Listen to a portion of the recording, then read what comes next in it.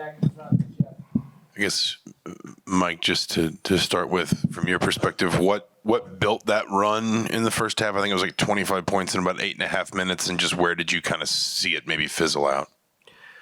Well, I mean, when you give up 51 points in the Big Ten in a half, you're not going to beat anybody. And, yeah, we played great the second half to get back in it to cut it to 3, but we had no defensive effort, I thought, the first half. I mean, we weren't up to touch. You know, they made some tough threes, but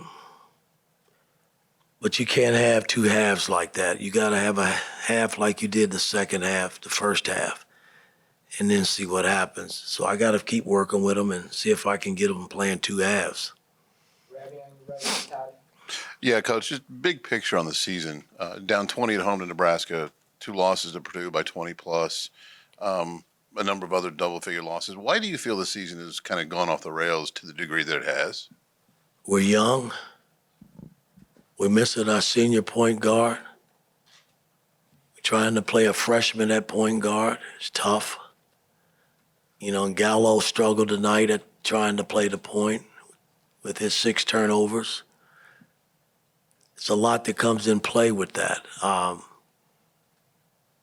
We've played well enough this year in spurts, but not well enough to complete ball games, and that's what makes it frustrating. Right to Mike.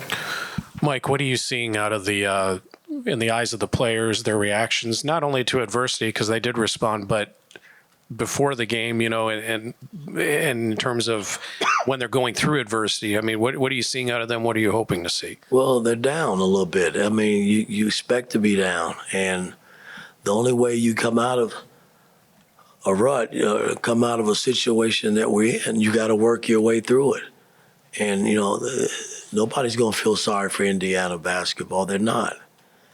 And, you know, my locker room is down. And as a coach, I gotta keep pumping them up and see if I can get them to overcome being down and get us back into winning ways. Mike on your left and Mason. You mentioned them being down. Is it something you sense now from outside of games, like during practice? Are you having to try to lift them up or get leaders to kind of? Practice has been pretty good. But again, when you get smacked in the face like we did the first half, you're not going to beat anyone. I mean, we didn't compete. And I thought the second half we competed, you know, and cut it to 3, and then we stopped competing. You know, we missed free throws. We didn't shoot the 3 ball. We were 4 for 21 from 3-point line. We missed 10 free throws. I mean, you cut the lead to 3 in a close game. Those are plays you gotta complete. And I thought we didn't, and they did, doing that 14-0 run that they made. Mason in front and Seth.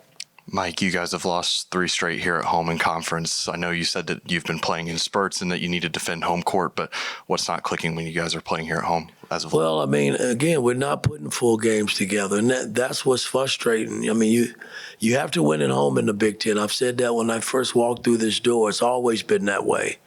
You know, you figure the road out when you get out there, but you can't lose games at home. And hell, we've lost more games at home this year than we've had in the last 2 years, and that's kind of frustrating. Mike, your team, you know, even as games have gotten a little lopsided, your team seems to always still fight and keep pushing and making second half runs in some of these games. But aside from Ohio State, hasn't really been able to sustain it and get it over the line. What's the missing piece to kind of, you know, sustain those efforts and get over the line? You got to do everything right when you put yourself in that position. Ohio State game, we did everything right coming down the stretch.